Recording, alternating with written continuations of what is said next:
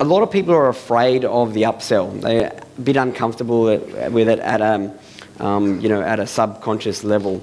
But if you look at big organisations like McDonald's, that's really where their profit comes in. So they're not really making that much on the initial burger and that, but I think everyone would have heard this. Do you want fries with that? And it's the most famous example of an upsell. And no one really begrudges McDonald's for doing it. So just think about it with your business. Often things that you're worried about at a subconscious level, your client or prospect is not necessarily even worried about. So I used to work with Mal Emery, and he'd say, don't let your own thoughts, opinions and biases get in the way between you and a sale. That was what you remember that, Bretto? You say that? Because Brett Thompson down here is a gun copywriter, and we used to work together for a couple of years in Mal's organisation, and very cool. Yeah, so don't be afraid of the upsell, and I'll show you some more as to why that. When someone buys, a dopamine, is released in their brain. I remember Jules saying to me with this photo, "Do you reckon that guy looks like our mate Steve?" And I was like, "Oh, I didn't see the guy." So it's just like, "Oh yeah, you're right, there is a guy." It's just like, one of the best stock photos I've ever bought, I think. So dopamine's released when they buy. Dopamine's also released with kissing. This guy's name would you believe this guy's name's Greg also? He's from the Cow Downey Affair. That looks like a reputable kissing booth, don't you reckon? As far as... and also with cocaine. So that's when dopamine's released in the brain. And when dopamine's released in the brain, they're more likely to, want to keep going at that thing. So the reason why we want to upsell is the 80-20 principle. So who here is familiar with the 80-20 principle? Pretty much most people, so I won't spend much time on it, but it's just so crucial and one of the biggest things that have ever impacted our business. And what it's talking about is what's the 20% of things that you can do that'll give you the 80% of results, or what are the 20% of customers that are going to give you the 80% of the results. And then within 80-20 is also fractal, meaning that within an 80-20 there's another 80-20. So what's the 4% of things that are going to give you the 64% of results, or the 4% of customers that are going to give you 64% of the money, that kind of thing.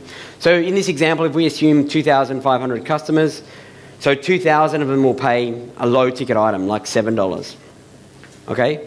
400 of them will pay a bigger ticket item like $47, and 80 of them would pay something like $4.97. And for a lot of us in the room, that is where we would stop, because we think, like at a subconscious level, oh, is it worth more than that? My market doesn't want to spend more than that. My market wants cheap stuff. And I'm sure that I can see people nodding, and a lot of people can relate to that, and we hear it over and over again, as we're working with business owners. But I'll show you how much money you're leaving on the table if you're not keeping going with, your 80-20, because out of our 2,500, 16 statistically would pay 12 grand. 3 of them would pay 25, and 1 will pay 100 for you just to do everything for them, show them the love, even walk their oldest daughter down the aisle, whatever they need, you know what I mean, that kind of service. So not that we do that, but what it does show you is that we call that the slack adjuster, and so most people leave out the slack adjuster. Can I see who here has a big ticket item in their business? Just show me one. Okay, so this crowd's better than most, but we're probably still only at about 10%. So what does that show us as far as, if we look back at all that, most people are doing that and are leaving that out. So just give it some thought. Anyway, what can you do to roll out the silver service, the valet, the people that do really, really want more and more and more from you? And the other thing, I didn't mention about that was,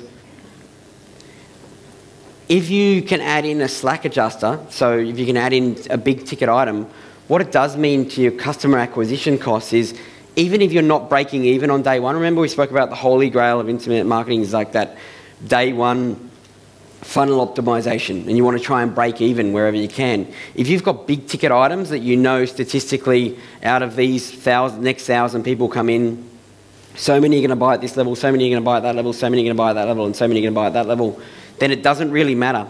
You can get to the point where your funnel on day one is just recouping like 50% of your costs or 60% of your costs.